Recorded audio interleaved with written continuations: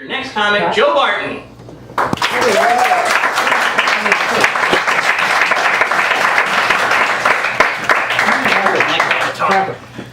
Hello everyone. I'm gonna tell some jokes. It'll be fun and as funny as my mom is.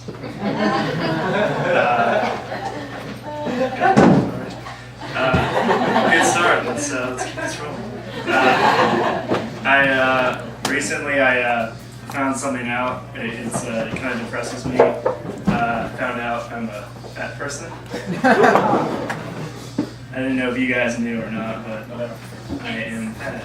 And it's interesting being a fat person because in society it seems like there are two distinct camps regarding fat people. There's on one side those who say we can't be fat. We gotta make sure no one's fat. We gotta ban fatty foods and big sodas and all of that stuff. And then because of all of that anti-fat people, there are all these fat people who are like, we should be proud to be fat. And as a fat person, I'm not proud to be fat. It just kind of happened. Like I just started eating one day and I didn't stop. And but I mean, it's fine if you want to, like, don't be ashamed of yourself, but try to improve yourself. And it's funny when fat women, they're like, I'm proud of my curves. It's like if your curve is just like one circle.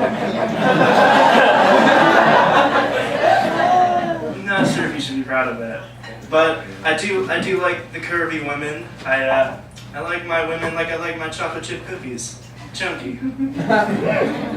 But I used to work at a hotel, and working at a hotel, you really you find out how stupid people are, because people go on vacation, it's like their IQ just drops. Like every mile from their home, drop an IQ point. And one of the funniest things is when people ask me for directions to places, they're just fine, you're in a new place, you're in a new place, you need to know where to go.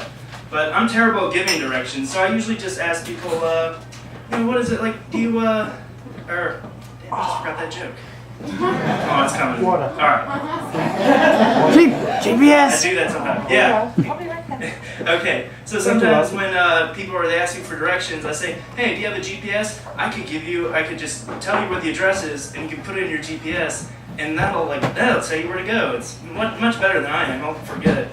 But someone told me, actually several people told me this, and it was very bizarre. They're like, oh, we have a GPS system, but we don't trust it.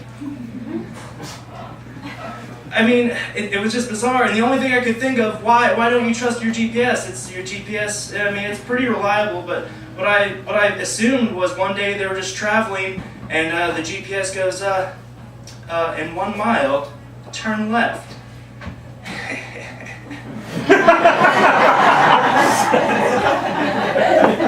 Ever since then, they will not trust their GPS. I wouldn't trust it either for that. I've learned that I'm a prejudiced person. I am prejudiced. I admit that I am. I think I'm justified. I'm prejudiced against douchebags. And I do it based a lot of it's based on looks, I will admit. If I see someone driving a Honda Civic, I'm gonna assume there's like a 25% chance they're a douchebag. And if that Honda Civic has an OBX sticker on it, it's like 50-50 that they're a douchebag.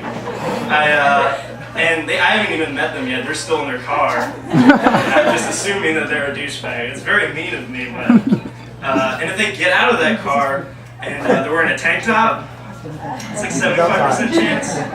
100% chance they're wearing a hat with a tank top, driving a Honda Civic with an OBX sticker. I hate you, and I've never even met you. It's terrible of me, but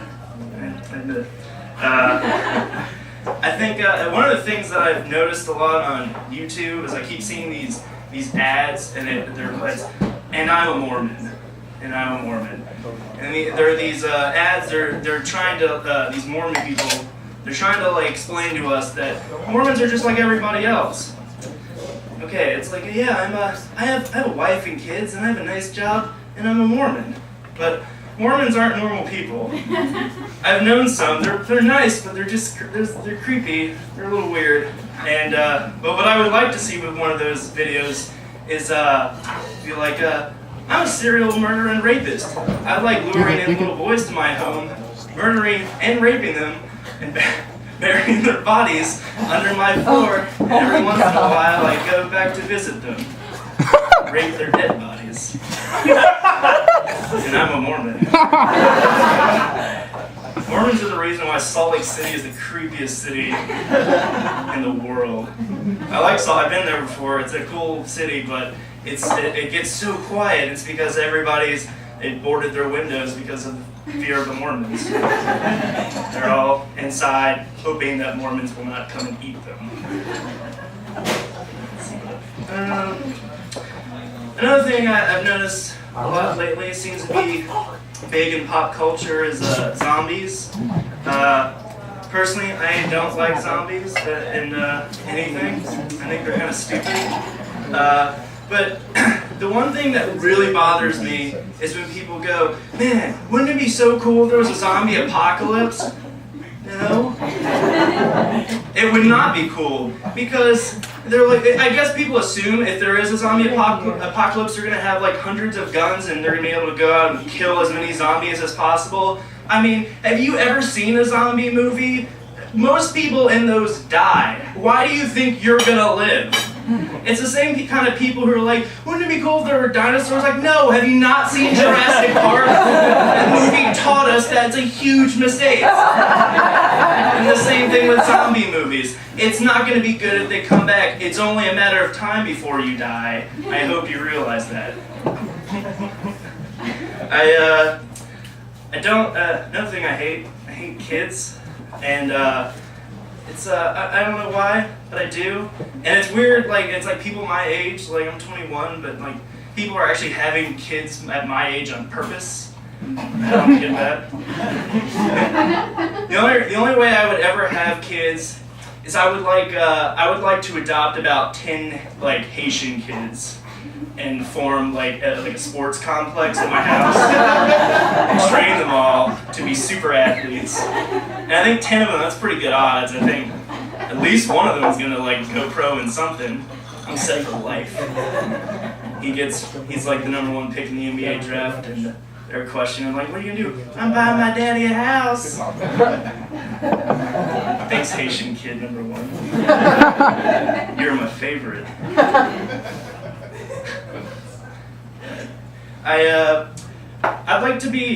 wish I could be like a niche comic, like Larry the Cable Guy is with rednecks, or Dane Cook is with douchebags. But I'd like to do it be a niche comic, and have my whole act about the Dollar Tree. The Dollar Tree is my favorite place in the world, and nobody nobody would understand any of those jokes and why they're funny. But there would be one person, the audience, I'd be talking hey, you know how it's funny how there are 5 brands of Frosted Flakes at the dollar store and none of them are made by Kellogg, and that guy would be like, oh my god, that is true. There are 5 brands of Frosted Flakes at the Dollar Tree and none of them are Kellogg. And there is one brand of Frosted Flakes at the Dollar Tree that is has a lion on it. It's a line they're trying to fool people into thinking, hey, that's not a tiger, come on. I've studied mammalian fauna. Clearly tigers have stripes, they're bigger, they don't have manes. That is not Tony the Tiger, that's a lion. Stop trying to fool me, Dollar Tree, into looking at shitty cereal. The Dollar Tree would be awesome if everything at the Dollar Tree didn't suck. I'd rather spend $5 on something that's good than spend $1 on something that I'm going to regret buying 5 minutes after I bought it. Alright, let's see. Little things make me laugh. I think just little things. I like being able to say something funny, organically that I think of. I like to say things, but I want them to make sense. Like a friend of mine, we were driving one day, and he goes, "You know where you're going?" I go, "Yeah, I know this town like the back of my pimp hand." And you're you know something like the back of your, really well if you know the back of your hand.